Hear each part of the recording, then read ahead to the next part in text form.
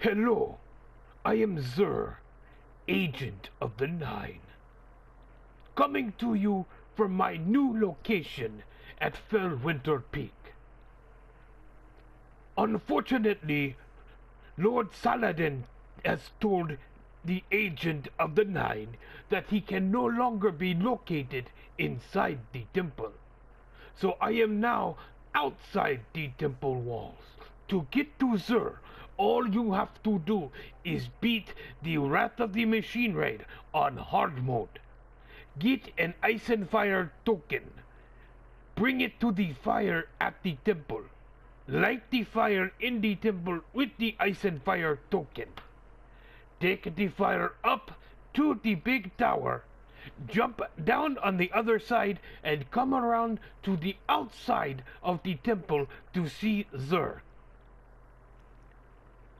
This week, if you come to the special location for the Agent of the Nine, you will be able to pick up the exclusive Year 3 version of the Vex Mythoclast. Now I will show you the Year 3 Vex Mythoclast in all its glory. And here it is, as promised, Year 3 Vex Mythoclast. It is perfect in every way, and you will be able to receive it at 400 damage. Not 350 like everything else I sell, but 400. Yes, it is just like the original Vex Mythoclast, only it's better. So come to Xur and get the Year 3 Vex Mythoclast only from my Iron Temple location. Find Xur and find the Mythoclast. If I am not here, then you missed out on this once-in-a-lifetime deal. Thank you for listening, and as always, eat a dick. Good morning, ladies and gentlemen. This is your good friend the King, aka the Scott, welcoming you to yet another Destiny video. This is the Xur Report for this week. And as you can see, I'm here in the Reef, which has been redecorated for the Festival of the Lost, which is in its final legs. This is the final weekend. It will be gone upon reset on Tuesday, which, because of the time change, will be an hour earlier, now at 1 a.m. Pacific on Tuesday. Well, really, it will be 1 a.m. every day for reset starting over the weekend. But for the weekly reset, it will be at 1 a.m. Coming next week, with that, will be the return of Iron Banner. It's going to be Control this time. You'll be able to purchase chests and boots from Lady Aphrodite, along with the Pulse Rifle, the Clever Dragon, and the Machine Gun, the, I'm forgetting the name of it right now. I own one on my second account, but not on this one. So you will be able to purchase those from Lady Aphrodite. They will also be dropping in Iron Banner. That comes back on Tuesday at 10 a.m. Pacific. So not quite at reset. It will be as normal a few hours later. You'll be able to go to Lady Aphrodite outside of the Iron Temple where, quote-unquote, Xur was today. So also, what we found out this week was challenge mode was released for the Wrath of the Machine raid. We have Vossic this week, and if you have not done it yet, the method is to take the Siva balls that drop during the damage phase of Vossic into 2 clean rooms and activate the clean rooms using those bombs. If you do that, you get this sexy emblem right up here. So there you go. That is what you have to look forward to if you complete the challenge mode for Vossic. We get the Axis challenge mode, which is the only other challenge mode for this raid, next week. So that's what you have to look forward to in the Destiny world. Now let's see what you have to look forward to if you come here and see my old tentacle-faced twin. Alright, let me stand right next to him, because twinsies! Look at that. I like how we look. Yes, I like how we look too. Now, let's look at my garbage. Alright. Thank you, sir. Here we go. He is an agent of the Nine, and I look like an agent of the Nine, and this is what he's got this week. Leading off, it is, another legacy engram, this time for body armor. Chest pieces. You know my rule, don't buy this. For the Titan, we've got the Taikonaut helmet. This is a helmet that gives you tracking on all rocket launchers, as you can see right there. All rocket launchers gain tracking, visible radar while zooming with heavy weapons, and heavy ammo drops more often. So those are the perks of the Taikonaut. Not bad at all. It's not a terrible one. I don't use it all that often, as I tend to just have a bunch of tracking rocket launchers. I mean, the Gallahorn tracks, the Truth tracks. This is a good thing, I guess, if you like Dragon's Breath, to have a tracking Dragon's Breath. That's not a bad option. But other than that, how many times are you going to use rocket launchers that don't have tracking? So, again, the other, perks on it, visible radar while zoom, third eye with heavy weapons, and, more heavy ammo drops is never a bad thing. But, with the raid gloves for Titans, you can sort of get the heavy ammo drops. So that just leaves, the third eye, and I mean, you could actually get that with the Gellian artifact. So there you go.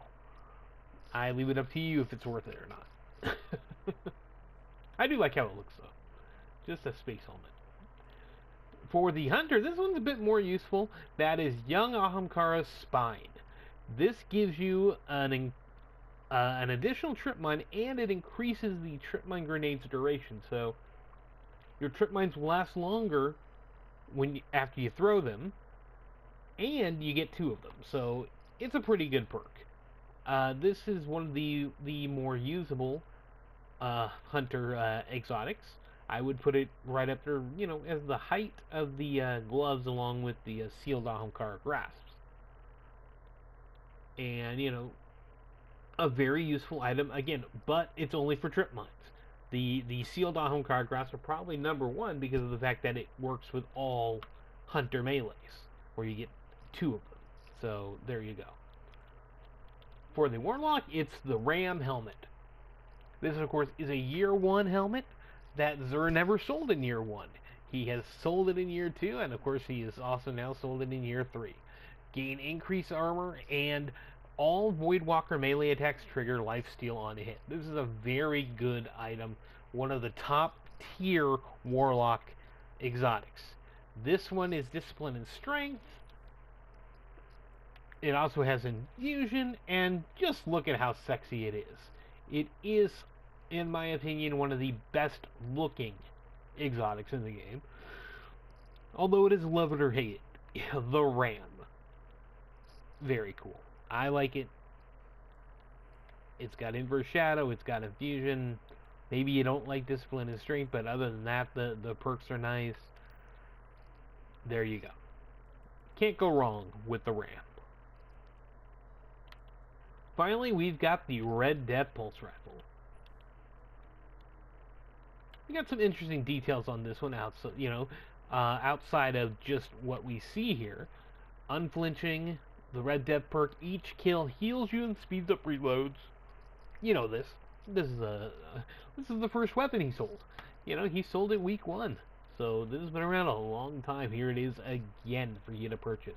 Now, you may notice these little slash lines on the screen. Now, this only exists on exotic weapons that have ornaments. You won't see it on any that don't. Except for ones that don't have them yet. But let me just take a look at one here that does not have it, and that's a Twellock. As you can see here, there's no little slash lines here. None. But we look at the Zalo, which does have ornaments, and you can see the little slash lines right before where the ornaments go. So now, we'll go take a look again at Red Death. Red Death has those little lines. What does that mean? That means Red Death is getting ornaments in the near future. One of them, I believe, is going to make this white instead of black. And I forget what the other one is. I think the other one adds a whole, makes it maybe green, possibly? Or all red? I don't remember, but I know it adds a lot more spikes to it. It's going to become very spiky. And the other one makes it white. So, there you go. Those are the upcoming ornaments for Red Death. But we can't see them yet. So, we'll have to wait for the near future when the Red Death ornaments are released. As you can see, your single point sling, high caliber rounds, snapshot, unflinching, and of course the Red Death burst. Field choke, aggressive ballistics. It's a decent one. It fires a little slow, but again, it replenishes your health with each kill. So, hard to knock that. Red Death. Now let's get to the ornaments that you can get this week. And these are actually both what I would consider good ones. Leading off here, we've got Shock Hazard for the Zalo Supercell. So as you just saw, we went into the Zalo to show off those little details there, the little slash lines. But now we can take a look at the ornaments. Now, I actually have this one called Not a Toy. We'll take a look at it. Not a Toy gives it this camo look. It's not too bad. I'm not a huge fan of it.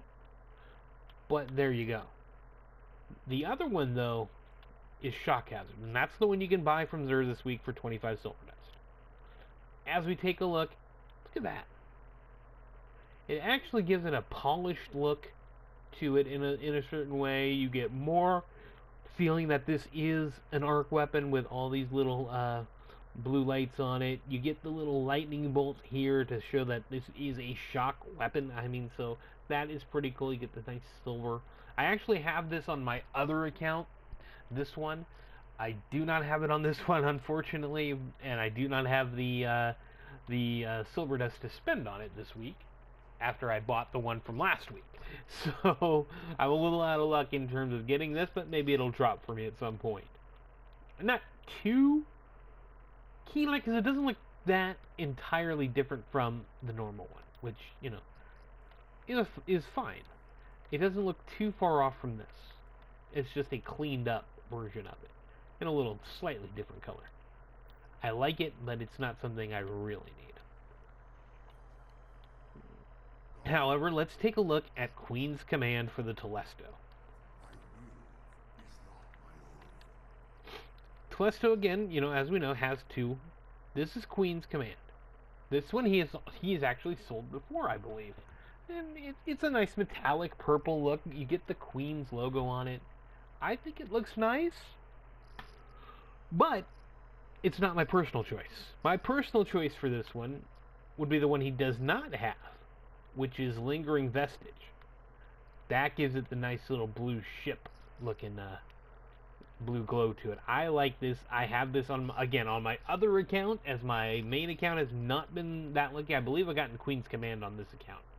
But this is what it looks like for Lingering Vestige. Again, Xur, though, you can get this one this week. And again, I don't think these are actually... This is one of the few where both of them look really good. If I had to choose, like, again, I would choose Lingering Vestige, but you can't go wrong with Queen's Command. So if you've got a shitload of silver dust, go for it. It looks nice. Alright, getting back to Xur here, we've got the Plasma Drive, the Emerald Coil, Heavy Ammo Simp, 3 of Coins, Glass Needles, and of course, the Motive Light Exchange. Xur hopes to be here again. And I hope you're here again, and that you enjoyed this week's Xur Report. I will be back next week, probably not wearing the Xur gear, as the Festival of the Lost will have moved on by that point, but maybe I'll break it out one last time. So, thank you for joining me on the Xur Report this week. I'm the King, aka the Scott. We'll see you next week. Eat a dick.